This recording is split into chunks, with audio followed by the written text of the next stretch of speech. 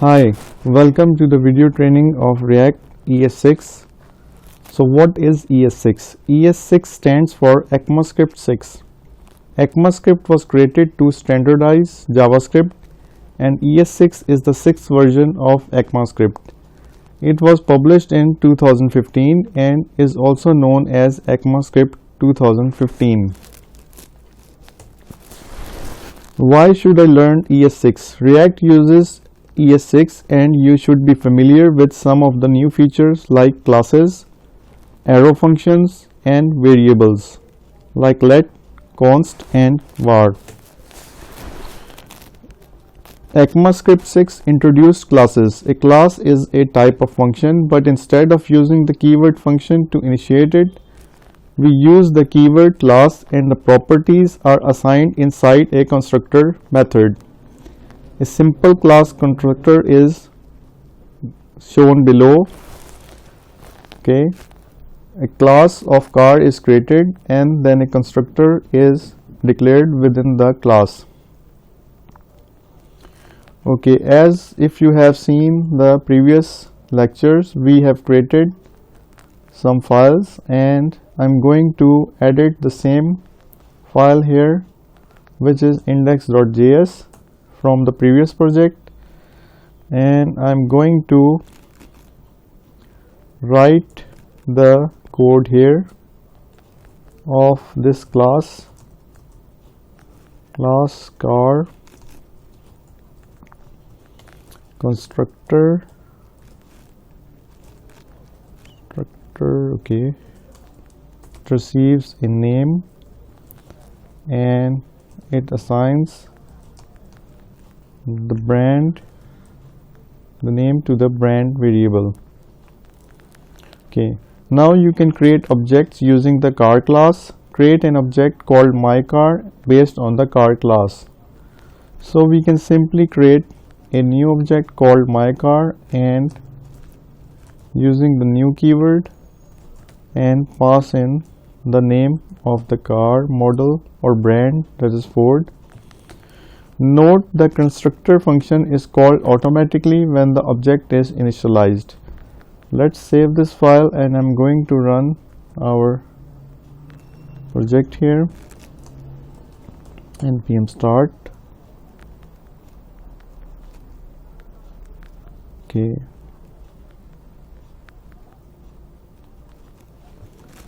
we have an error here. My car is not defined. Okay, let's go back to our code.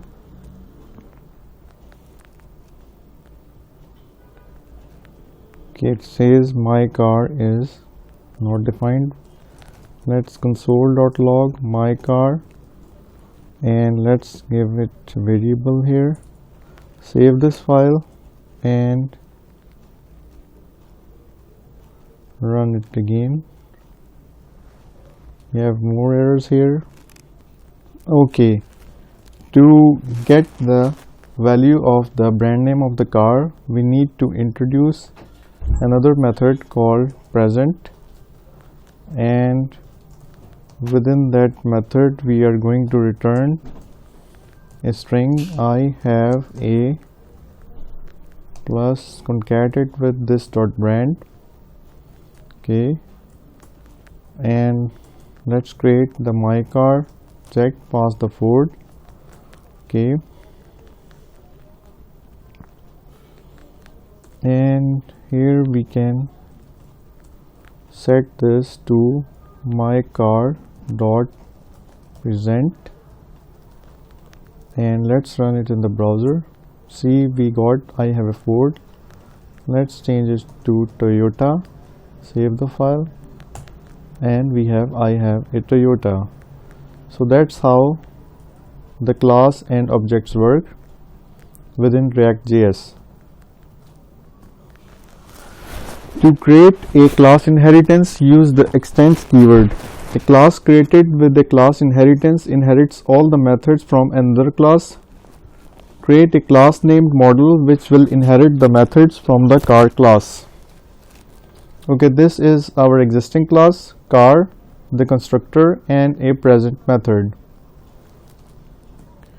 Okay, let's create a model class which extends the car class.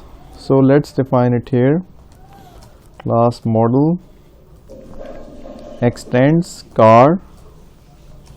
Okay, let's define the constructor for this model class, and it accepts a name and a model, 2 parameters. Let's call the super method name, and this dot model equals mod.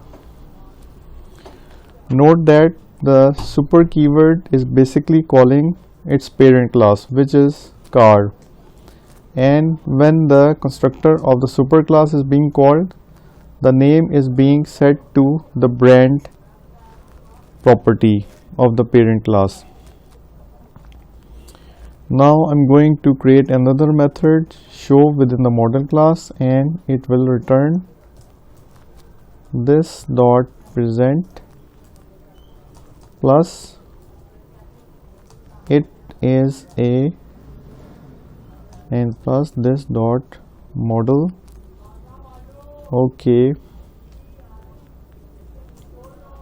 save it, and now we can create an object of my car and pass it Ford and its model Mustang here, and I can call the method mycar.show instead of mycar.present. Save this file and run it in the browser. Okay, we have an error here. Alright, there is a valid reason for this error, because we created an object of class car. We need to create an object of class model instead of car, because we are passing 2 parameters and we want to use the model class, and now it should work. Okay, yes, it is working. So I have a Ford and it is a Mustang. Let's change it to Honda Accord. Save it, and it says I have a Honda, it is an Accord. So that's how class inheritance works in React.js. The super method refers to the parent class, as I mentioned earlier.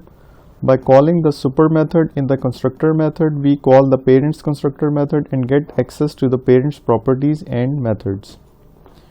Now let's look at arrow functions. Arrow functions were introduced in ES6.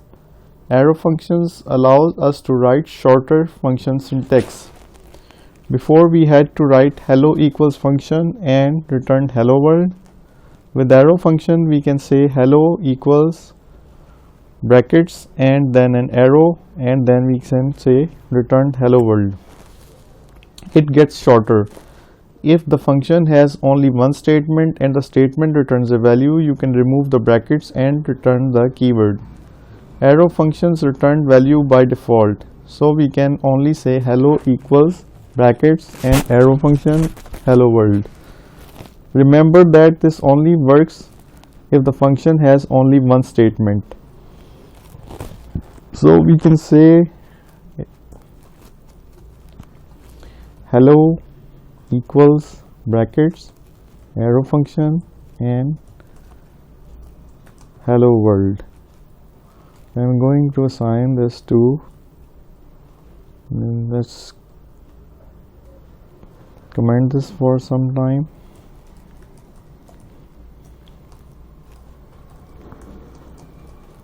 Okay, save the file. Hello is not defined.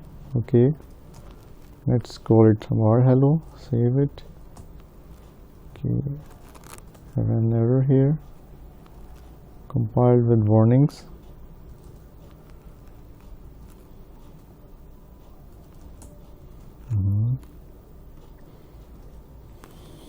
Okay, so it can be a shorter version of arrow functions. If you have parameters, you pass them inside the parentheses.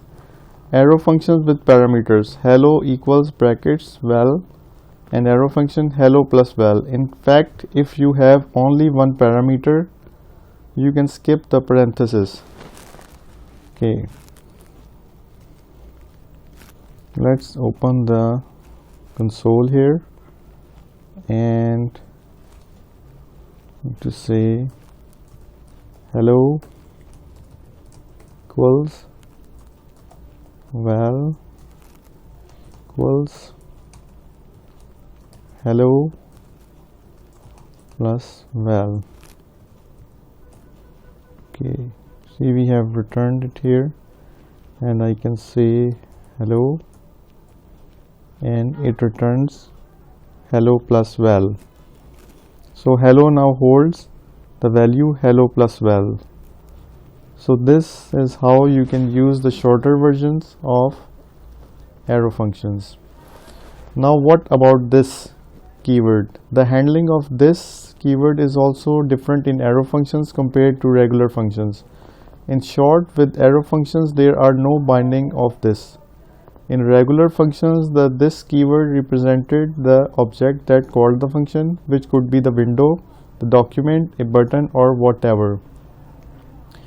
With arrow functions, this keyword always represents the object that defined the arrow function. Let us take a look at two examples to understand the difference. Both examples call a method twice, first when the page loads and once again when the user clicks a button. The first example uses a regular function and the second example uses an arrow function. The result shows that the first example returns two different objects, window and button, and the second example returns the header object twice.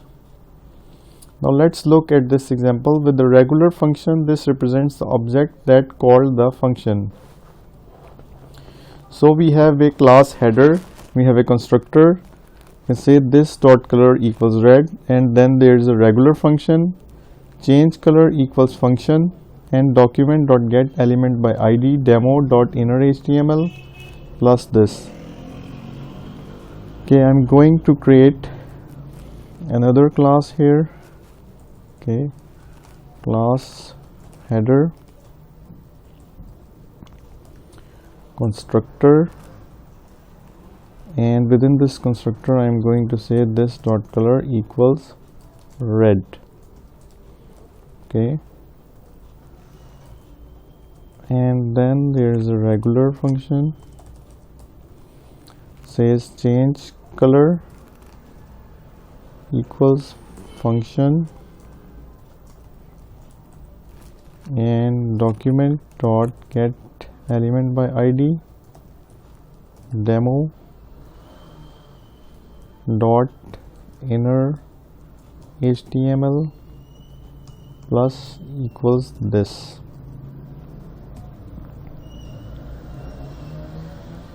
Okay,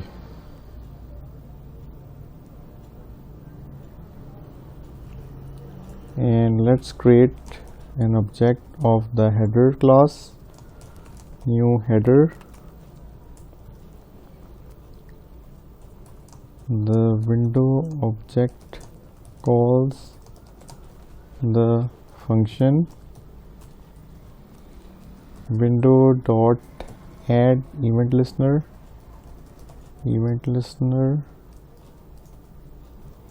load my header dot change color, a button object calls the function document dot get element by id btn dot add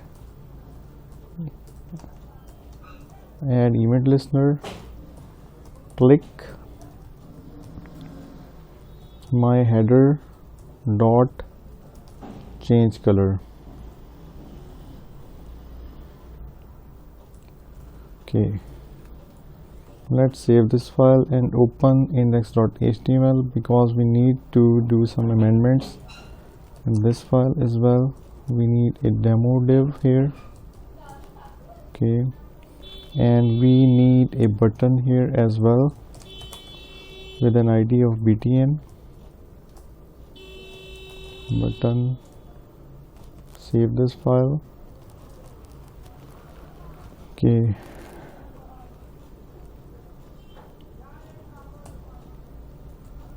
Says my header is not defined, so we can say var my header, add event listener of null.